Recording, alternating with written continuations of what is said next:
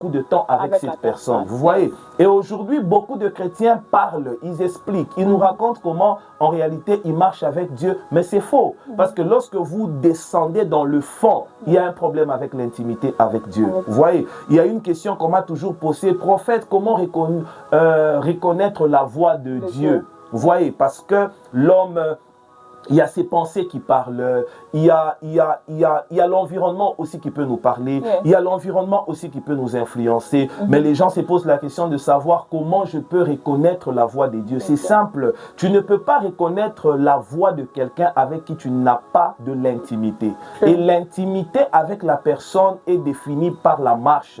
Alléluia. Donc, si je marche avec quelqu'un, je connais ce qu'il fait, je connais là où il part, je connais. Il y a par exemple, quand on grandissait, on pouvait rentrer à la maison, je ne trouve pas mon grand frère. Déjà, je sais que non, s'il n'est pas ici, il peut être dans telle parcelle. Pourquoi? Parce que je connais comment il est en train de marcher. Donc voilà, c'est un thème très important. Alors nous, en tant qu'enfants de Dieu, c'est que nous devons comprendre. Dieu nous appelle à marcher avec lui. Non pas dans la foule, mais à marcher avec lui dans la vie d'intimité. Et il y a des choses à faire.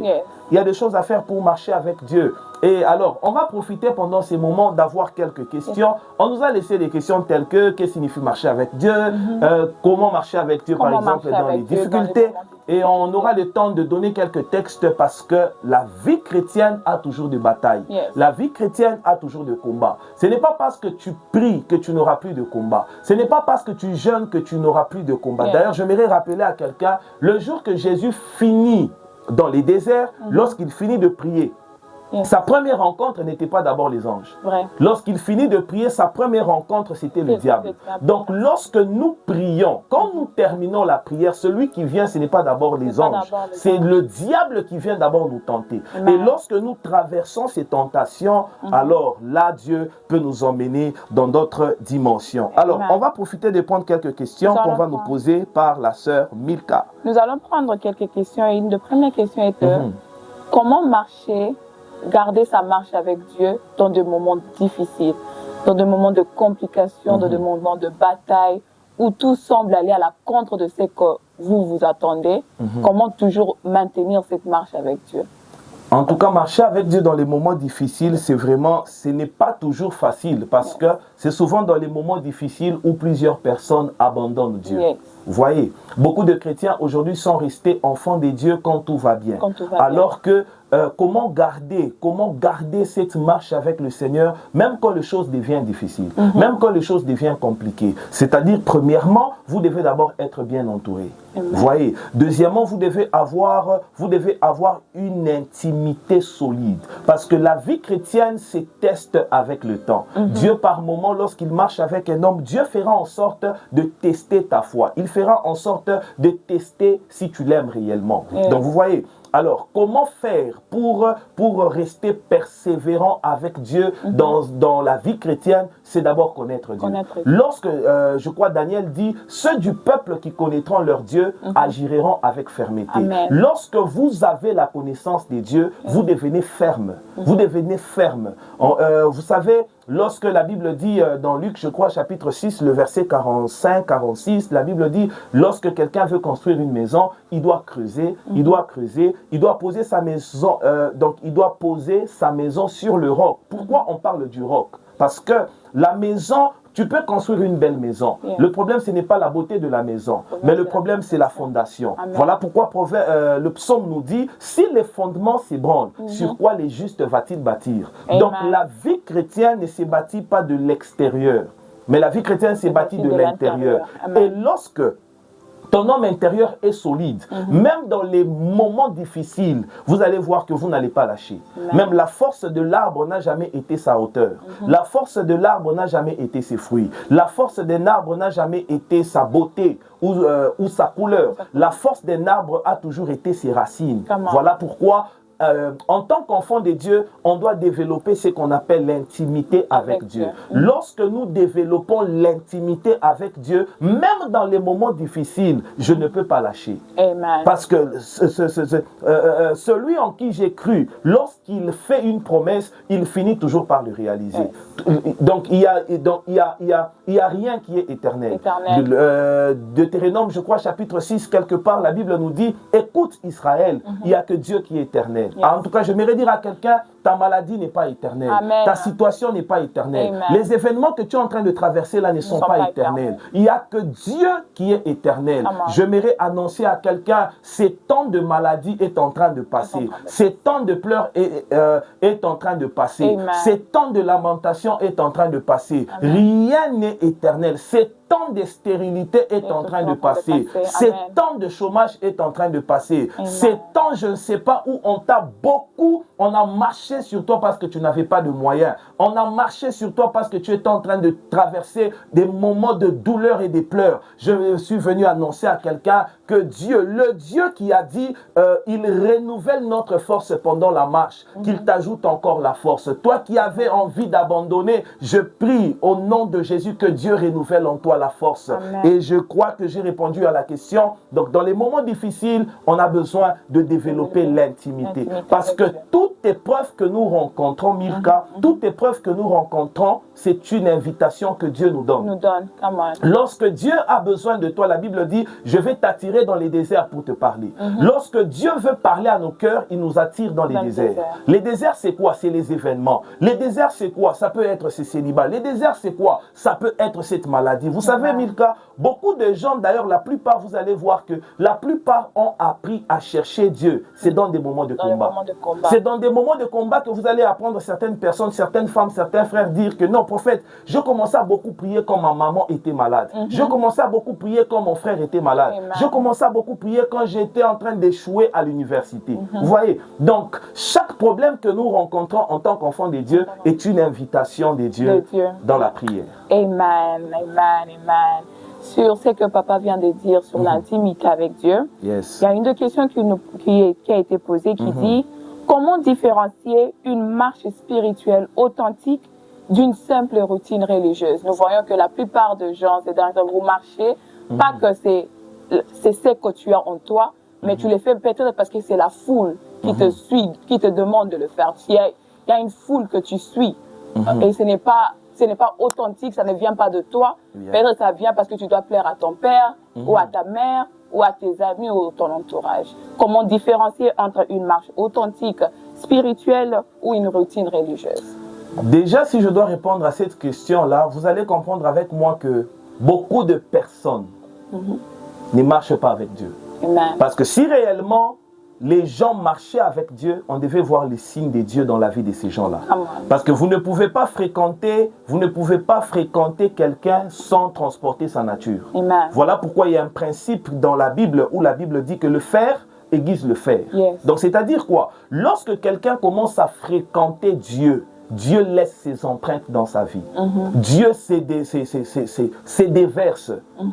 Nos vies sont comme quand vous prenez le chiffon. Vous voyez, vous prenez le chiffon, vous le déposez dans l'eau. Le chiffon fait quoi? Le chiffon commence à absorber. Le chiffon absorbe. Le chiffon absorbe. C'est de la même manière. Lorsque nous commençons à servir Dieu, à marcher avec Dieu, là je suis sur la marche authentique avec Dieu. Vous allez voir que les hommes et les femmes dans la Bible qui ont marché avec Dieu ont manifesté Dieu. Aujourd'hui, on est resté avec des parleurs. On est resté avec des gens qui nous expliquent Dieu. Dieu, on ne doit pas nous expliquer Dieu. Dieu, il faut les vivre. On ne doit pas nous expliquer que Dieu guérit. Dieu, on doit voir Dieu nous guérir. On ne doit pas nous expliquer certaines choses. Nous avons besoin, on ne doit pas venir nous expliquer le 4 points de la prière. Non, le premier point signifie ça. Le deuxième point signifie ça. Non, nous avons besoin des hommes et des femmes qui marchent authentiquement avec Dieu. Vous voyez? Et c'est quelque chose qui nous manque aujourd'hui, même chez les serviteurs de Dieu, même chez les fidèles. Aujourd'hui, les gens sont restés dans les activités de Dieu, mais pas dans l'intimité avec Dieu. C'est ça l'erreur, parce que à quoi ça sert de se retrouver dans l'œuvre de Dieu sans les dieux de l'œuvre? À quoi ça sert de commencer à partir chaque jour à l'église à cause de la routine, à cause du programme de l'église, mais Dieu ne te connaît pas. Vraiment. À quoi ça sert de servir un Dieu qui ne te connaît pas? D'ailleurs, il y a un verset qui va nous choquer le jour de l'enlèvement. C'est le verset où Dieu dit, au dernier jour, vous viendrez en mon nom. Dire qu'en ton nom, nous avons fait des miracles. En ton nom, nous avons chassé le démon. Mais je vous dirai ouvertement que je ne vous ai jamais connu. Bien-aimé dans le Seigneur, rassure-toi que quand tu es ouvrier à l'église et que... Le grand problème, c'est quoi, Milka? Aujourd'hui, les gens partent à l'église pour que le pasteur leur connaisse. Les gens partent à l'église, les gens donnent même les offrandes pour que le pasteur voie. On ne fait plus les choses pour que Dieu nous voie. On fait les choses pour que les hommes voient. Or, la Bible dit, celui qui fait ça, il a déjà eu sa récompense. Beaucoup des enfants de Dieu ne doivent plus attendre la récompense venant de Dieu. Parce qu'ils se sont déjà eux-mêmes récompensés. Ils se sont récompensés comment? En faisant les choses de Dieu à cause des hommes. Moi, j'ai l'habitude de dire toujours, Milka, lorsque quelqu'un quitte l'église à cause des hommes, il n'était pas allé à cause de Dieu. Parce que celui qui est parti quelque part à cause de Dieu, même si le vent souffle, comment il ne quittera pas. Parce qu'il sait pourquoi il est là. Les gens qui quittent, ce sont des gens, il s'est retrouvé quelque part, il ne sait pas. Voilà pourquoi c'est très dangereux en passant. C'est très dangereux de se retrouver quelque part où tu n'as pas la révélation. Vous savez, quand quelqu'un connaît ta valeur, connaît ce que Dieu lui a déjà dit par rapport à ta vie, il ne va jamais jouer avec toi. Parce qu'il sait qu'il y a des promesses que Dieu l'a déjà données te concernant. Et quand tu marches avec des gens qui ne connaissent pas ta vraie identité, c'est toujours un problème. Donc la marche avec Dieu, comment différencier? La marche avec Dieu a des impacts. Et la marche religieuse n'a pas des impacts. Quand le courant est là, les ampoules s'allument. Quand Dieu est là, nous le voyons. Quand Dieu n'est pas là, Dieu on ne le force pas. Quand Dieu est là, tu parles peut-être le français, tu peux prêcher mal en français. Mais quand il y a la vie de Dieu, même le boiteux vont marcher. Dieu n'est pas fort parce que nous parlons portugais, nous parlons l'espagnol, nous parlons l'anglais. Non, Dieu il est puissant par lui-même. La Bible n'est pas puissante parce que nous la prêchons. Come on. La Bible n'est pas puissante parce que nous la prêchons. La Bible, elle est puissante par elle-même. Donc, la marche authentique avec Dieu, c'est une marche qui a des empreintes. Quand vous lisez les hommes comme d'Abraham, aujourd'hui, on prie les dieux d'Abraham. Pourquoi on prie les dieux d'Abraham? Pourquoi on prie les dieux d'Isaac? Pourquoi on prie les dieux de Jacob? Pourquoi on prie les dieux, le Dieu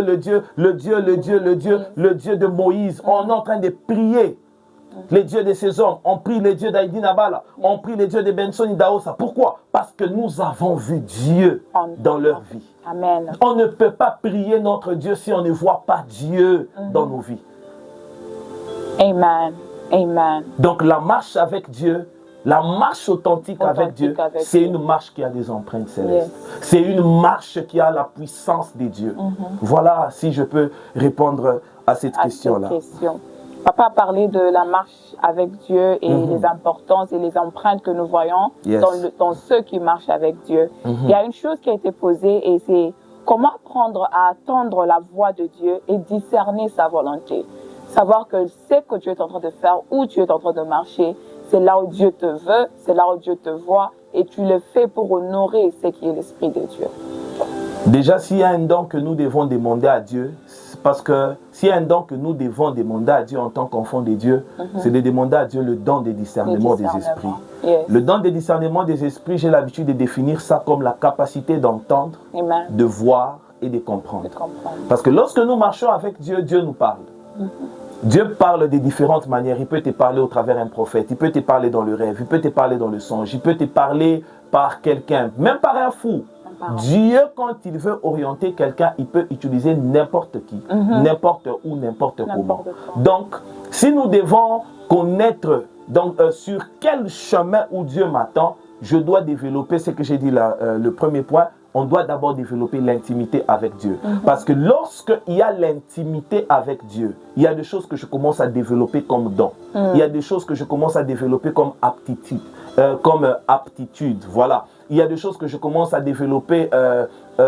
Plus je marche avec Dieu, je commence à comprendre comment Dieu parle. Je donne un exemple. Lorsque votre père biologique, papa, s'il t'appelle maintenant, il t'appelle à la cabine avec un numéro inconnu. Directement, s'il dit « Milka, tu es où ?»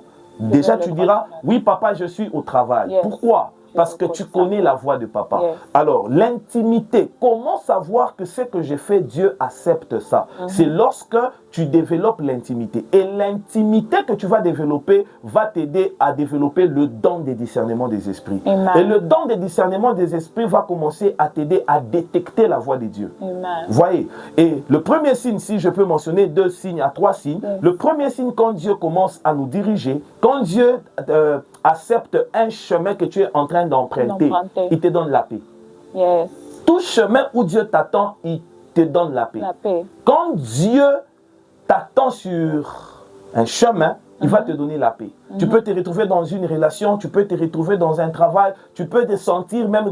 Quand il y a l'activité du monde des ténèbres qui veut se produire quelque part, il y a toujours l'agitation intérieure. Et s'il y a le canal que Dieu utilise par excellence pour nous parler, pour parler aux hommes, c'est le témoignage intérieur. C'est cette petite voix qui nous parle, que beaucoup de chrétiens n'ont pas développé. C'est comme ça, s'il y a un mot, s'il y a un livre même que j'aimerais recommander, c'est de chercher ces livres-là, de comprendre la direction divine. Amen. Comprendre la direction divine. Je ne sais pas si c'est pour Napoléon, mais c'est un livre, lorsque vous le lisez, ça va beaucoup vous aider. Si aujourd'hui, Milka, tu constates beaucoup des enfants de Dieu en train de tâtonner, en train de stagner dans la vie, la raison c'est quoi? On n'écoute pas Dieu. Parce que là où Dieu t'envoie, il y aura sa provision. Dieu ne peut pas t'envoyer quelque part où tu iras souffrir. Jamais. Le Dieu de la Bible ne peut pas faire ça. Quelqu'un ne peut pas dire que Dieu m'a donné un pays, mais tu vas vivre la disette. Non. Non. Le Dieu de la Bible, quand il te donne une terre, il te donne aussi la provision. Le Dieu de la Bible, quand il te dit que je t'attends sur tel chemin, dès que tu viens, et c'est comme ça qu'il y a aujourd'hui des gens qui ont déjà emprunté des autoroutes. Ils ont déjà emprunté des chemins où ils ne rencontreront jamais Dieu. Amen. Il y a des gens, au lieu de prier, ils doivent s'arrêter et faire demi-tour. Vraiment. Pour aller rencontrer leur vrai chemin, c'est où? Donc, on a besoin de don du discernement des esprits pour détecter la pensée des dieux. Je crois qu'on va prendre une dernière question. Une dernière question. Et quel conseil donneriez-vous à quelqu'un qui veut commencer à marcher avec Dieu? Une personne qui veut commencer à marcher avec Dieu, quel est le conseil? Quel est le conseil à donner à cette personne-là? À cette personne. Déjà, ce que nous devons déjà dire, là déjà, si je dois parler en 2 volets, je parle d'abord aux évangélistes.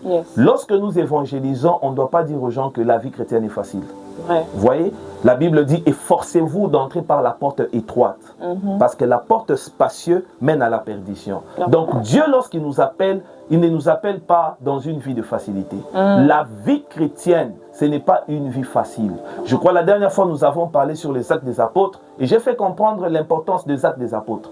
Quand vous regardez, les apôtres étaient pauvres financièrement au début, mais ils étaient puissants en esprit. Et la puissance spirituelle que les apôtres avaient a commencé à attirer même le matériel dans leur vie. Est-ce que quelqu'un m'entend? Et si nous devons donner des conseils aux gens qui viennent vers le Seigneur, Jésus n'est pas venu sur la terre. Ce que je vais dire va choquer. Jésus n'est pas venu sur la terre pour qu'on soit marié. Jésus n'est pas venu pour la terre pour qu'on voyage. Jésus n'est pas monté à la croix pour que je puisse me marier ou avoir des enfants. Jésus est monté à la croix pour qu'on soit sauvé. Vous voyez, pour qu'on soit sauvé. La Bible dit, cherchez premièrement le royaume des cieux et sa justice, et tout les restes vous sera donné par-dessus tout. Tout ce que nous cherchons dans la vie, c'est bien. On peut chercher l'argent, on peut chercher les voyages, on peut chercher tout. Mais nous ne devons pas oublier que nous ne sommes pas éternels. C'est Dieu qui est éternel. C'est Dieu qui est éternel. Et ça, nous devons le répéter. Donc, si quelqu'un vient me demander aujourd'hui un conseil pour dire que prophète, je vais donner ma vie à Christ, en tout cas, c'est une vie de sacrifice. Vous pouvez souffrir ici, mais sachez que votre âme, la Bible dit, à quoi sert de gagner tout sur la terre, mais de perdre son âme? Tu peux avoir tout ce que tu veux. Ce n'est pas le parcours qui justifie la fin, mais c'est la fin qui justifie le parcours. Tu peux gagner tout sur la terre, mais au dernier jour, tu vas passer où ton éternité? C'est ce que les gens oublient. Tu vas passer où ton éternité? Et si aujourd'hui on commence maintenant à gagner les âmes, on est en train d'évangéliser quelqu'un, viens au Seigneur, il va te donner les véhicules, viens au Seigneur, il va faire ceci. Non, viens d'abord à Christ parce qu'il est venu te sauver. Viens à Christ parce qu'au dernier jour, ton âme sera sauvée. C'est ça l'évangile que les apôtres étaient en train de prêcher. Les apôtres nous prêchaient seulement, répentez-vous, le royaume des cieux est proche. Et les hommes étaient sauvés, les femmes étaient sauvées, la puissance de Dieu était libérée. Donc si je dois donner à quelqu'un un conseil, à toi qui me suis, si tu n'as pas encore donné ta vie à Christ, donne encore ta vie à Christ. La Bible dit, si tu entends ma voix, n'endurcissez pas vos cœurs. Est-ce que quelqu'un m'entend? N'endurcis pas ton cœur. Jésus a besoin de toi. Tel que tu es, avec ta vie de péché, Jésus a besoin de toi. N'oubliez pas, la Bible dit, si vos péchés sont rouges comme la gramoisie, je la rendrai plus blanc que la neige. Viens vers Jésus, il va te sanctifier. Ne fuis pas. Plus tu vis dans le péché, tu t'éloignes de Dieu, tu vas sentir que le péché sera en train de se nourrir. Mais plus tu seras en train de t'approcher de Dieu, laisse-moi te dire que la sainteté de Dieu sera en train de t'affecter.